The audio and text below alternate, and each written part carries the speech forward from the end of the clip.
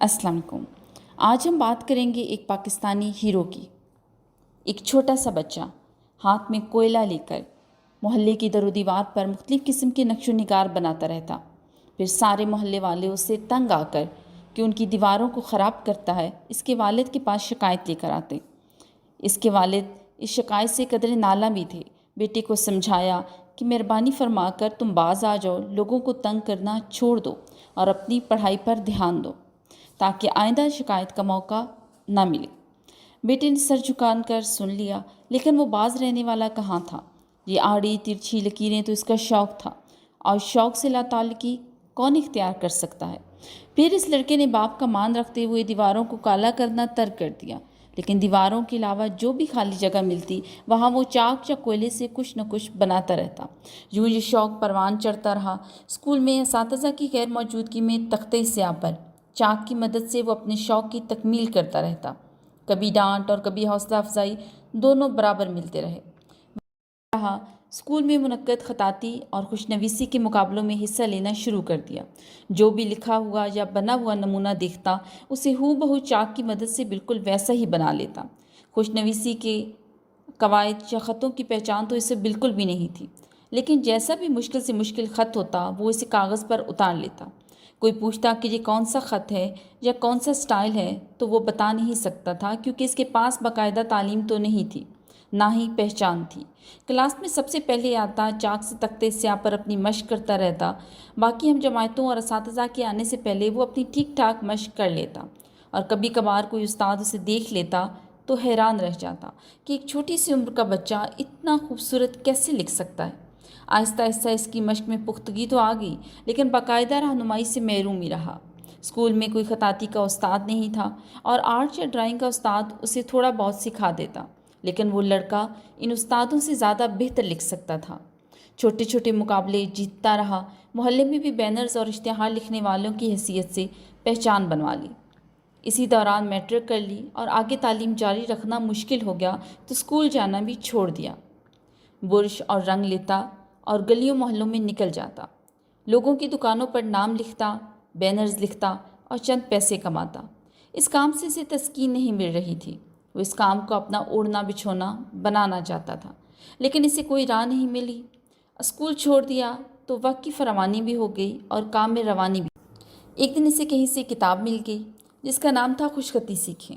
इस किताब में उर्दू और अरबी के ख़तों के मुतल्लिक मालूमात थी। इसे बुरश, कलम और रंगों की बुनियादी मालूमात मिली। इसने वो किताब हिफ्ज़ कर ली और ख़तों की शक्लें याद करके उनकी मशक शुरू कर दी।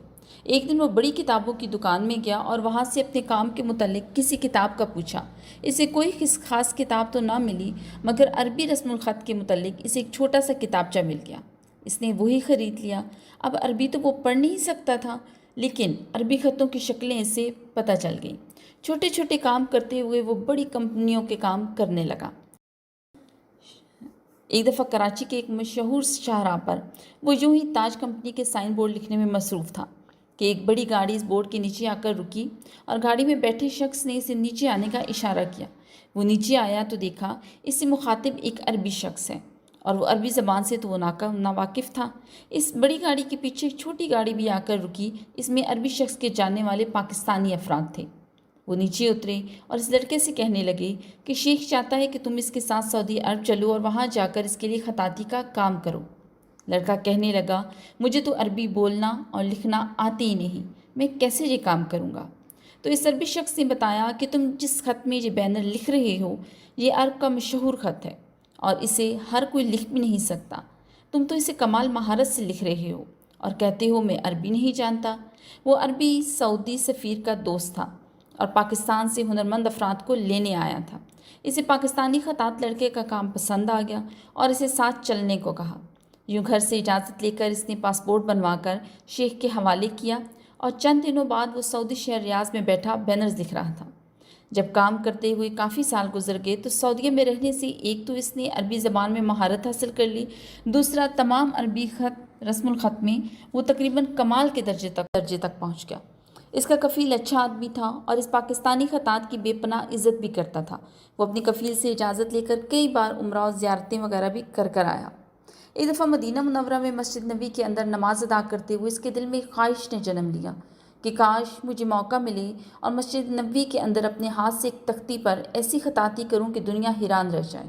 یہ خواہش لے کر وہ وہاں سے ریاض آ گیا۔ کام کاج کرتا رہا، وقت گزرتا رہا، لیکن خواہش برابر پروان۔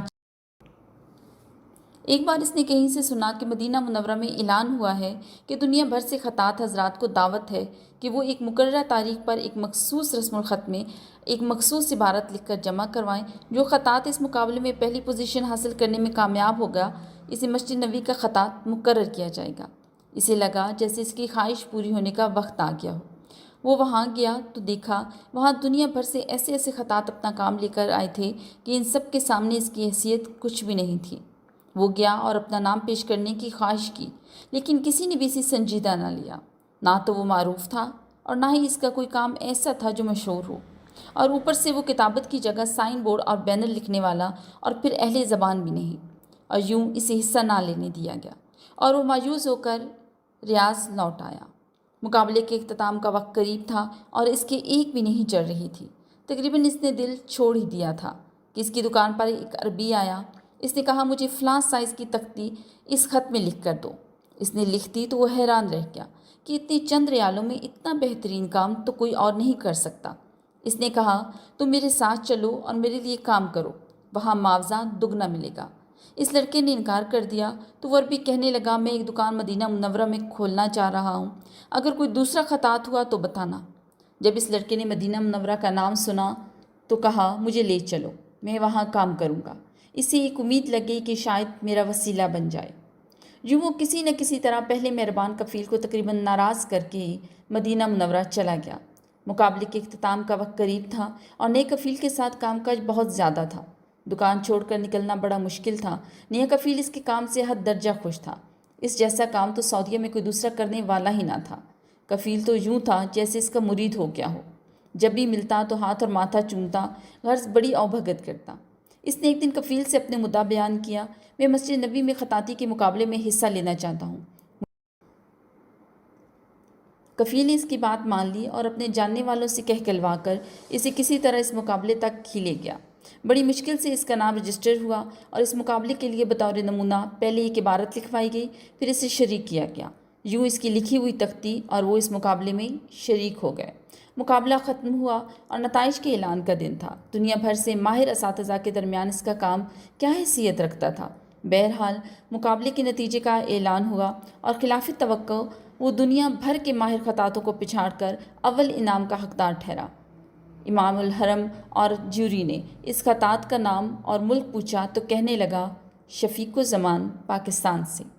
پورے مجمع پر خاموشی چھا گئی اور پورے عرب کے خطاط ایک دفعہ حیران رہ گئے کہ اجنبی نام اور غیر عرب کیسے اہل عرب سے جیت گیا، اور وہ شخص جیتا جیسے مقابلے میں شریک۔